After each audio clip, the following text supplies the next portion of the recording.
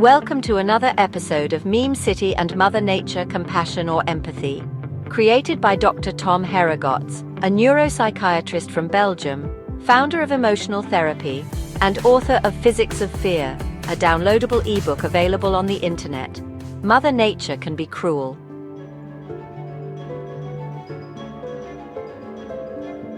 Mother Nature wields a double-edged sword. On one side, she exudes a healing and nurturing energy of livability. But on the other side, she is relentless, adhering to the strict and harsh laws of physics, Darwin, genetics, or the laws of survivability. The best example of this is how a wild cat feeds her young. You can always test this yourself by feeding a wild cat with kittens and observing from a distance. She will eat first and even push her young away until she is satisfied. This reflects the simplicity of a basic Darwinian law. If she dies, her young die, or if her breasts are not filled with enough milk, the survival chances of her offspring decrease. Especially Christian-raised women, for example, feel uncomfortable when they see this because this unnatural reflex was taught from childhood. The example of correct behavior was instilled in many women in the form of a role model to strive for, that of Mother Mary or Mother Teresa.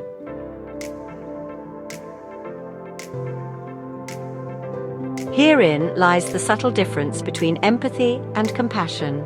The more mammalian or care units the brain of an animal harbors, the more it can survive as a herd animal, or how socially complex its group can become. By better understanding each other or understanding the verbal with words or non-verbal with body language of others, you improve social skills or those of the group as a whole. To put it simply, a psychopath cannot last long in a team sport like volleyball, let alone become a coach of it.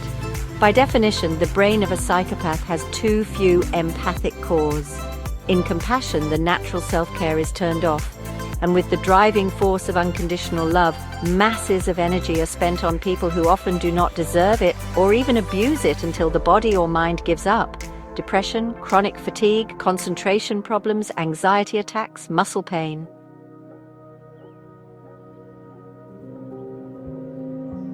The art in emotional therapeutic work will be to give the wild cat space again, to convert mechanisms of compassion into empathy and to install healthy altruism. With healthy self-care, you can take care of many more people, receive love and energy back, and perform your caring functions long-term or stably.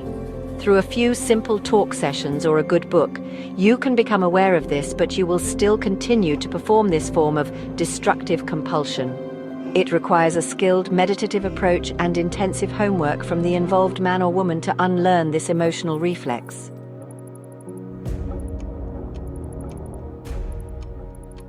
Compassion is something typically human and is mainly taught in the form of a religious or spiritual framework. It gradually fits into the lifestyle of a particular living group and is passed down through generations. It is, besides the classic fear of failure, fear of abandonment, or fear of death or change, a beautiful gateway for gurus, narcissists, or sociopaths to manipulate the sensitive or empathetic fellow human being for years. A narcissist or sociopath can and will continue to manipulate you as long as you allow it through your fear, guilt, or compassion mechanisms. For me, ADHD, ADD, AS, and OCD are derailed balances apart from Mother Nature or the wild animal in us. They are driven by forms of fear, guilt, and compassion that we do not find in nature or wild animals.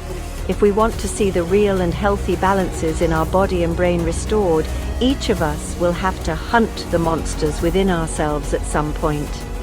Emotional and other therapists can make you aware of this and provide the tools to remove the monsters or viruses from your brain, but this requires a clear will and intensive effort from yourself.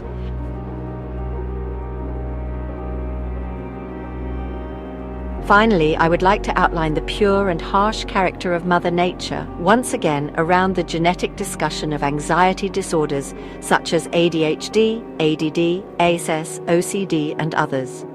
Can someone finally explain to me where the genetic locations are on the DNA that are truly responsible for the aforementioned abnormalities? Through which proteins, in terms of which specific neurophysiological pathways, do these genetic abnormalities work? Where in the limbic system, or which emotional system does DNA profoundly disrupt their functioning?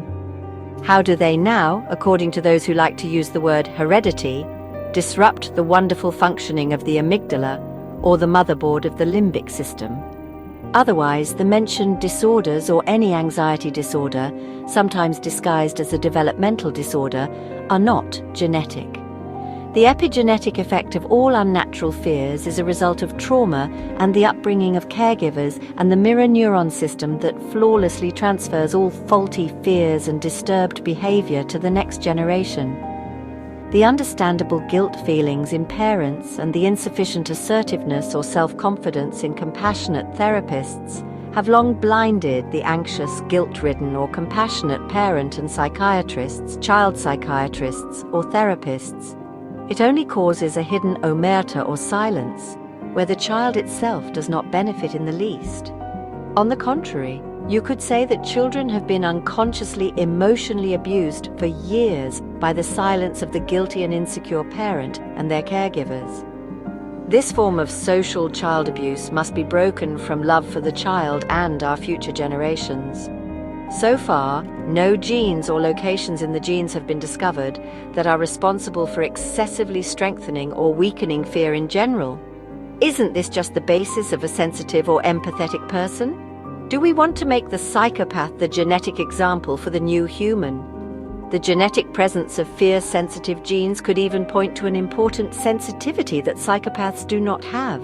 Moreover, these general findings cannot teach us anything about the learning or unlearning of specific fears, such as fear of failure, fear of abandonment, and not for specific obsessive thoughts or compulsive actions or anxiety disorders, such as fear of heights, claustrophobia, fear of snakes, or others. By the way, medication can reduce or paralyze fear in general and the expression of fear systems, but it returns when the medication is discontinued.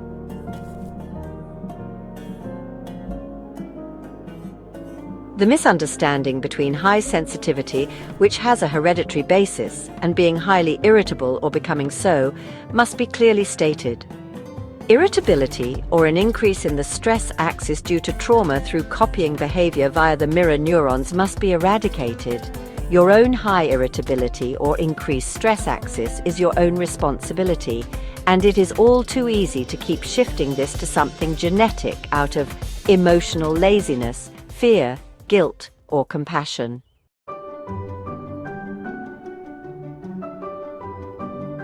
This brings us back to the hard and loving core of Mother Earth. We will one day have to become the gods worthy of caring for her children, animals, and plants. Each of us still has a lot of work to do on ourselves, and driving out old demons will take several generations. Let's hope this happens a bit faster than in recent years, because Mother Earth will mercilessly throw us off her broad back and make room for another species. Like ants, for example. Work to be done for each of us.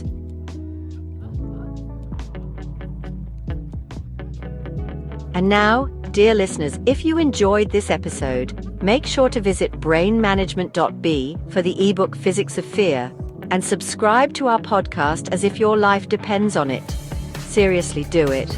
Or else, Mother Nature might just decide to replace us with ants. Laughs.